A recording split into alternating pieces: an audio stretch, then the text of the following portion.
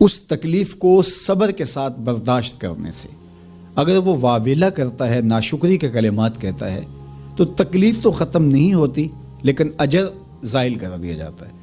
تو اس لیے ہمیں ہر صورت کے اندر صبر کے دامن کو مضبوطی سے تھامنے کی تلقین کی گئی ہے، اور اہل ایمان کو یہ بھی سبق دیا گیا کہ جب انہیں کوئی بھی مصیبت پہنچتی ہے تو وہ کہتے ہیں انا للہ و انا الیہ راجعون، کہ ہم اسی کے ہیں اور اسی کے حضور پلٹ کے جانا ہے۔ تو یہ وہ امر ہے کہ جو ان کی طبیعت کے اندر ٹھہراؤ پیدا کرتا ہے اور ان کی زندگیوں کے اندر اللہ تعالیٰ جل شانہ پر جو یقین ہے اس کا پتہ دیتا ہے۔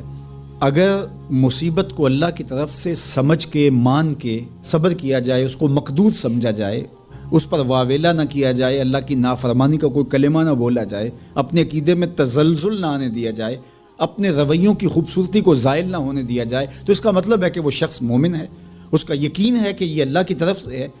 تو پھر اس کے یقین کے صلے کے اندر اللہ اس کو پھر ہدایت قلب کا چراغاں نصیب کرتا ہے۔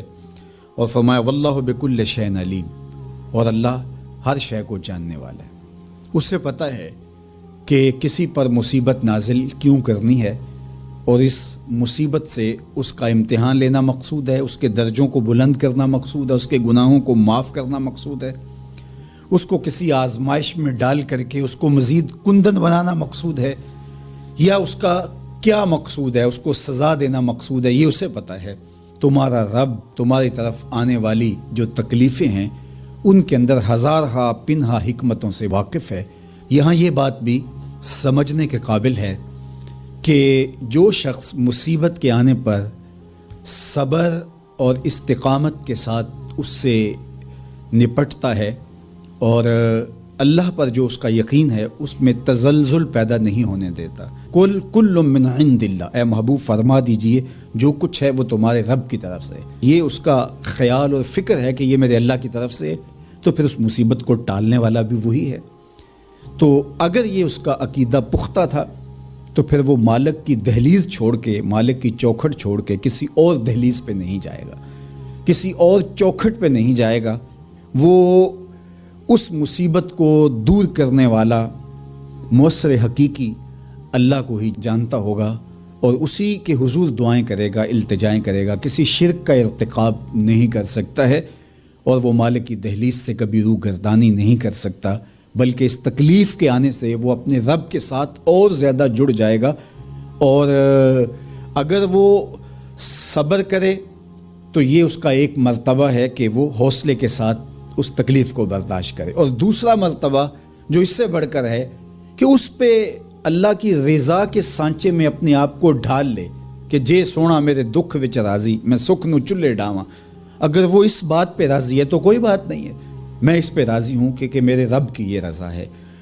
تو یہ دونوں چیزوں کا مل جانا، یا دونوں میں سے کسی ایک کا مل جانا، یہ اللہ کی طرف سے اس کو دیا گیا انعام ہے جو اس مشکل حالات میں اس کو حاصل ہوتا ہے۔ اب وہ کس کیفیت میں ہے اللہ تعالیٰ اس کو خوب جانتا ہے، کہ وہ اس پہ صبر کر رہا ہے یا اس کا اندر ڈول رہا ہے، اس کا عقیدہ کمزور تھا اور وہ کمزوری کے باعث جو ہے وہ تزلزل کا، تذبذب کا شکار ہو گئے، تو یہ تمہارا رب خوب جانتا ہے۔ تو تمہارے سینے کے اندر چھپی ہوئی کیفیت تمہارے رب کے علم میں ہے۔ حضور علیہ الصلوۃ والسلام نے فرمایا کہ مومن کا معاملہ بھی بڑا عجیب ہے کہ اسے اگر تکلیف ہوتی ہے تو اس پر وہ صبر کرتا ہے، یا اسے خوشی ملتی ہے تو اس پر وہ شکر کرتا ہے، تو دونوں صورتوں میں اللہ اس کو اجر عطا کرتا ہے، اور یہ صرف شان مومن کی ہی ہے کہ وہ مصیبت پر صبر کرے، بلکہ فرمایا کہ مومن کے پاؤں میں کانٹا بھی چبھتا ہے تو اس کا بھی اس کو اجر دیا جاتا ہے، اس کے درجے بلند ہوتے ہیں، اس کے گناہ معاف کر دیے جاتے ہیں، اس کی خطاؤں سے درگزر کر لیا جاتا ہے، لیکن یہ مشروط ہے۔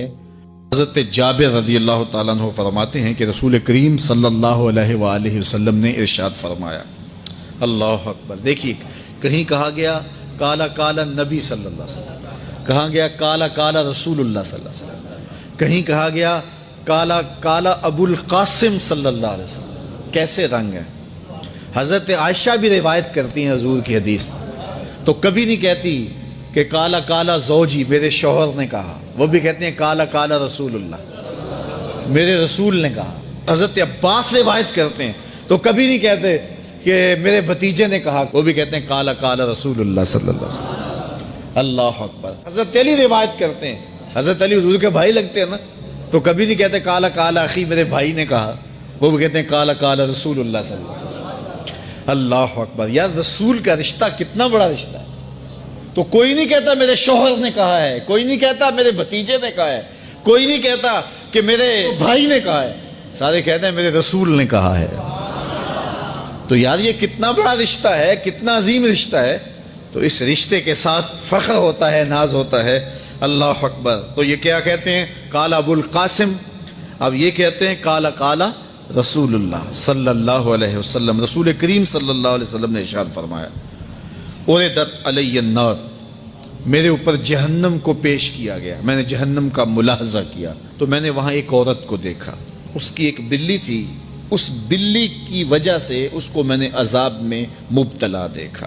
کیسے بلی کی وجہ سے اس کو عذاب دیا جا رہا تھا؟ اس نے بلی کو باندھا ہوا تھا, قید کیا ہوا تھا. نہ تو اس کو وہ کوئی دودھ دیتی تھی, کوئی اس کو کھانے کے لیے چیز دیتی تھی, اور نہ ہی اس کو چھوڑتی تھی کہ وہ زمین کے کیڑے مکوڑے کھا کے اپنے پیٹ کی آگ بجھا سکے. یہاں تک کہ وہ بلی بھوک کی وجہ سے مر گئی. رسول اللہ فرماتے ہیں بلی کی اس مالکہ کو میں نے جہنم کی آگ میں جلستے ہوئے دیکھا. اور عمر بن عامر الخزائی, بنو خزاعہ کا شخص عمر, اس کو میں نے دیکھا اپنی انتڑیوں کو جہنم کی آگ میں دھکیل رہا ہے. اس کی انتڑیاں نکلی ہوئی ہیں اور جہنم کی آگ میں گھسیٹتی ہوئی اس کی انتڑیاں جا رہی ہیں. یہ پہلا شخص تھا جس نے سائبہ بنائے تھے, جانوروں کے کان چیر دیے اور بتوں کے نام پہ چھوڑ دیے. یعنی سب سے پہلے بت پرستی کا آغاز عرب میں کرنے والا بنو خزاعہ کا عمر بن عامر یہ تھا. تو اس کو میں نے حضور نے فرمایا دیکھا کہ یہ جہنم کی آگ میں جلس رہا ہے. چونکہ اب جتنے بھی لوگ بت پرستی کریں گے ان سب کا گناہ عمر بن عامر کے نامہ اعمال میں درج ہوگا. ان کو بھی گناہ ملے گا جو بت پرستی کرتے ہیں. اور چونکہ ایجاد اس نے کیے تھے, بت اس نے بنائے تھے, تراشے اس نے تھے, پھر اس کے بعد اس نے جانور بتوں کے نام پہ چھوڑے تھے, چڑھاوے چڑھانے کا انداز اختیار کیا تھا, لہٰذا اس کو جو ہے وہ گناہ پہنچتا رہے گا. تو کہا میں نے اس کو عذاب میں مبتلا دیکھا. تو اگر خیر کی بنیاد رکھو گے نیکیاں ملتی رہیں گی, کھاتے کبھی بھی کلوز نہیں ہوں گے. اور اگر برائی کی بنیاد رکھو گے قیامت تک اس برائی پر جو عمل کرتے رہیں گے اس کا گناہ بھی کھاتے میں پڑتا رہے گا. اللہ اکبر. تو ہمیں اچھائی کی طرح ڈالنی چاہیے, نیکی کی طرح ڈالنی چاہیے. آقا کریم علیہ الصلوۃ والسلام نے ایک موقع پر فنڈ مانگا تو ایک شخص نے اٹھ کر کے پیش کیا. تو جب اس نے پیش کیا تو اس کے دیکھا دیکھی دوسرے بھی کھڑے ہو گئے, دوسرے بھی پیش کرنے لگے. بعض کا سارے خاموش ہوتے ہیں, کوئی ہمت نہیں کرتا. تو ایک کھڑا ہوا تو اس کو دیکھ کے دوسرے بھی کھڑے ہو گئے. تب حضور نے فرمایا تھا من سنّا فی الاسلام سنتن حسنتن فلہ اجرھا, جس نے اسلام میں کوئی اچھا طریقہ رائج کیا اس کو اس کا اجر ملے گا. اور پھر اس کی دیکھا دیکھی جس نے بھی کوئی اچھا کام کیا اس کا اجر بھی اس کے اجر کی کمی کے بغیر اس کے کھاتے میں بھی داخل ہوتا رہے.